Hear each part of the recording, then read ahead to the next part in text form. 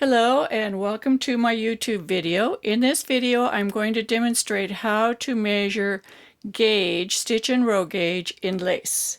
So I have a swatch here that's been knitted and blocked. Once it's been blocked, you need to allow it to rest for quite some time. Do not measure gauge straight off of the blocking board because the fabric is going to change in width and length over a period of time. You may even want to leave days or weeks for the fabric to relax so that you get your true gauge. If you take the gauge too soon, the fabric is going to pull in a little bit over time, and if you knit a garment, it will end up being too small. So how do we measure gauge? In lace, it's very easy. You just measure the motifs. In this particular motif, we know that it's 10 stitches wide. So from here to here is 10 stitches. And from here to here is 16 rows. So that's really easy. So what we're going to do is measure from the top of one motif to the top of another. We're going to use this motif, the top of this motif, and we're going to measure over to the top of this motif. Now I use the, I don't measure right over the center of that center stitch. I'll measure to one side. So I'm going to measure to the left side, and I'm going to measure over to the left side of this center stitch. So let's do that. I place the 0 just to the left of this stitch, and I'm going to measure just to the left of this stitch. And I get 4 5/8, which is the same thing as 4.625.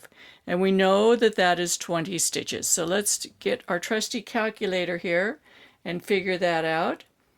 So we have 20 stitches, 20 divided by 4.625, that gives us 4.32 stitches over 1 inch, and if we multiply that times 4, that gives us 17.29, and we're going to round to 17 stitches over 4 inches.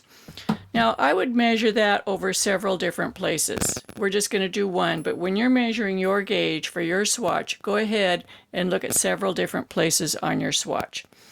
Now we're going to measure the row gauge, and we're going to use the same concept. We'll go from the top of a stitch, we're going to go from the bottom of this central stitch, so we'll go from right here to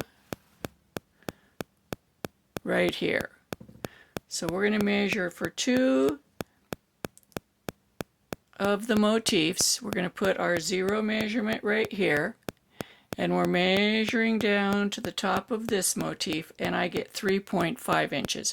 And we know that that is 32 stitches. There's 16 rows in each one of these motifs.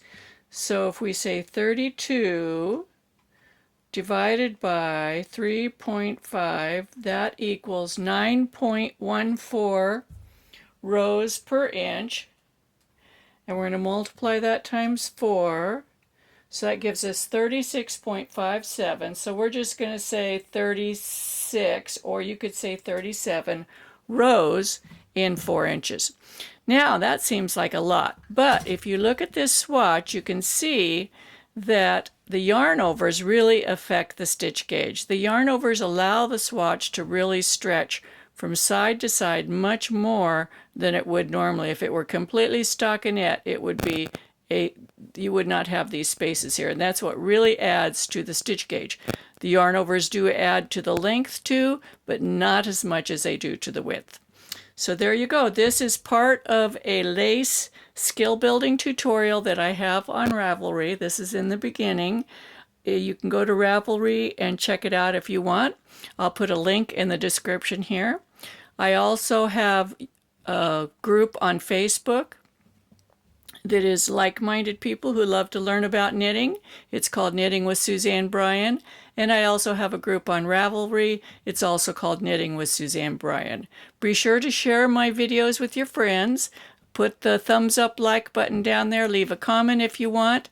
And I hope you come back and watch more of my videos. Happy knitting!